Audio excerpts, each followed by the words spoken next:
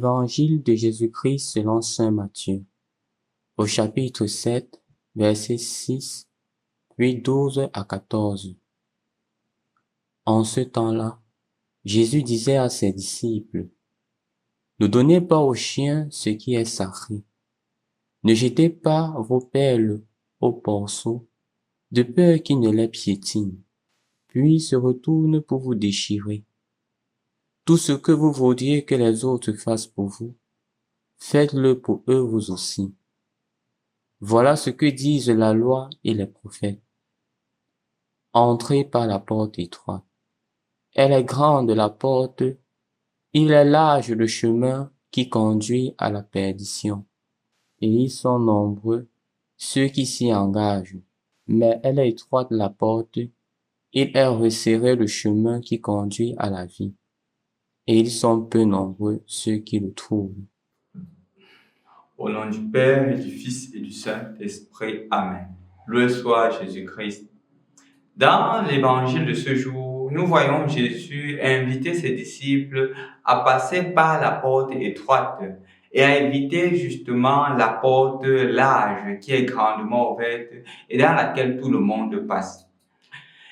Je voudrais premièrement que nous expliquions ces termes étroit et large. Si vous remarquez, chers frères et sœurs dans le Christ, lorsque quelque chose est étroit, puis entrer, ça demande beaucoup de calcul. Parce que si jamais on fait de mauvais calculs, on pourrait ne pas viser bien. On pourrait se tromper et on tombe, on chute. Différent d'une porte large où justement on peut facilement entrer sans trop de réflexion, à la limite même sans grande réflexion ou même sans réfléchir parce qu'on est sûr d'une manière ou d'une autre que on va y entrer simplement. Jésus, dans cet évangile, met justement l'attention sur ceux qui entrent par cette porte large-là, qui ne demandent pas de réflexion, qui demandent à la limite de suivre seulement les autres. Pourtant, la porte étroite demande un effort personnel pour y entrer. La porte large ne demande pas d'effort, parce que les autres sont en train d'y entrer, moi aussi j'entre sans effort. C'est donc dans cette perspective qu'il faudrait comprendre l'expression porte large et porte étroite. Suivre le Seigneur demande un effort personnel. Suivre le Seigneur demande un discernement. Suivre le Seigneur demande un engagement personnel. Non plus un suivisme que j'appelle souvent un suivisme moutonnier. Parce que tout le monde fait, je m'engage à faire. Parce que tout le monde est en train de s'engager sur cette voie, moi aussi je m'engage dans cette voie, sans toutefois avoir un certain regard critique sur ce que les autres font. Pourquoi est-ce que ces gens font cela? Et à quelle fin est-ce qu'ils sont en train de faire cela? Quand on ne prend pas conscience de cela, on tombe justement dans un suivisme moutonnier, dans un suivisme sans grand discernement, dans un suivisme que tout le monde est en train de faire, donc je fais. Et parfois, chers frères et sœurs dans le Christ, nous tombons dans ce piège-là. Ce que la société propose, moi aussi je la fais. Puisque la société fait ainsi, moi aussi je fais ainsi. Puisque les autres font comme ça, moi aussi je fais. Pourquoi je ne dois pas faire? N'est-ce pas tout le monde fait ainsi? Justement, nous ne sommes pas monsieur ou madame tout le monde. Nous sommes l'image et la créature de Dieu. Étant image et créature de Dieu, chacun d'entre nous est appelé à refléter Dieu. Je voulais donc t'inviter aujourd'hui, chers frères et sœurs, à être dans ce suivisme-là. Ce suivisme-là qui n'est plus basé sur ce que les autres font, mais dans le suivisme qui est centré sur Dieu. Je suis les choses non plus parce que les autres font, mais parce que le Seigneur me l'a dit. Et parce que je mets ma confiance au Seigneur et non en un homme. C'est pour cela que justement, il est clairement stipulé, malheur à qui met sa confiance en un homme. Je voudrais vraiment rappeler des histoires tristes de ces personnes qui ont décidé de mettre leur confiance en un homme. Je me rappelle clairement certaines jeunes filles qui venaient me dire, mon père, j'ai perdu ma virginité parce que mes camarades disaient, les aînés du quartier disaient que si à 18 ans tu es encore vierge, tu vas mourir. Et c'est ainsi que je me suis rendu dans cette situation. Mon père, j'ai perdu ma virginité parce qu'à un moment, j'ai eu un retard dans mes cycles et un garçon ou des garçons m'ont conseillé que c'est parce que je suis encore vierge. Et c'est comme ça que je l'ai perdu. Et beaucoup d'autres cas.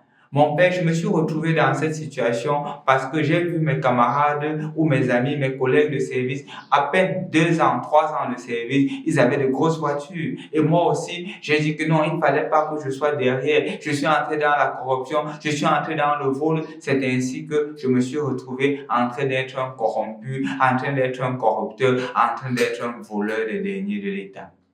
Donc, chers frères et sœurs dans le Christ, parfois c'est parce que nous suivons les autres et nous nous retrouvons dans des situations qui ne font pas de nous l'image et la ressemblance de Dieu. Et donc, l'évangile d'aujourd'hui est justement un rappel pour toi que c'est Jésus que tu suis.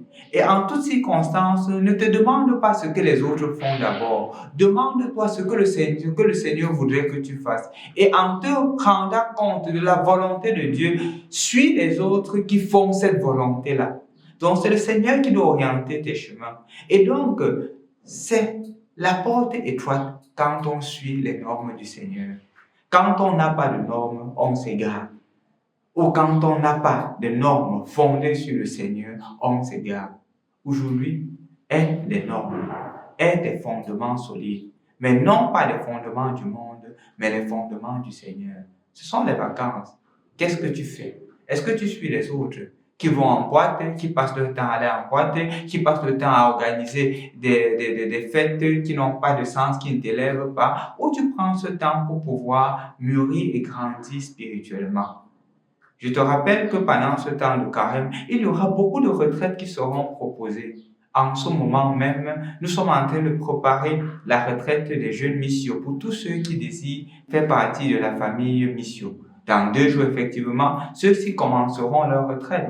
Et aussi, pendant le mois de juillet, nous organiserons une retraite ici même dans la ville de Douala au Cameroun pour toutes ces personnes-là qui voudraient se retirer pour pouvoir demander au Seigneur la grâce d'orienter leur vie. Si tu es dans la ville de Douala, si tu es au Cameroun, pourquoi ne pas faire cette expérience-là? Pourquoi ne pas dédier ce week-end qui commencera jeudi à dimanche de la 2e semaine du mois de juillet pour pouvoir renouer spirituellement avec Dieu, pour pouvoir laisser Dieu contrôler ta vie et de ne pas passer ces vacances sans avoir ce moment d'intimité avec Jésus. C'est ainsi que progressivement, on commence à passer par la porte étroite. Quand on a le courage de dire, je ne dis pas oui à ceci, je dis non à ceci, pour pouvoir suivre davantage le Seigneur. C'est vrai que ce n'est pas facile. Ce qui est plus alléchant généralement, ce sont les moments de fête, les moments de distraction, les moments de partage, un moment de recul et de prière. C'est parfois compliqué. Le courage de dire chaque dimanche, j'irai à l'église. Le courage de dire qu'en plus des dimanches, pendant les moments de semaine, puisque ce sont les vacances, j'irai faire la messe en semaine, j'irai participer à l'adoration. Ce sont des moments difficiles. C'est parfois compliqué, c'est parfois engageant. Mais c'est la porte étroite qui mène au sage. Au nom du Père et du Fils et du Saint-Esprit. Amen.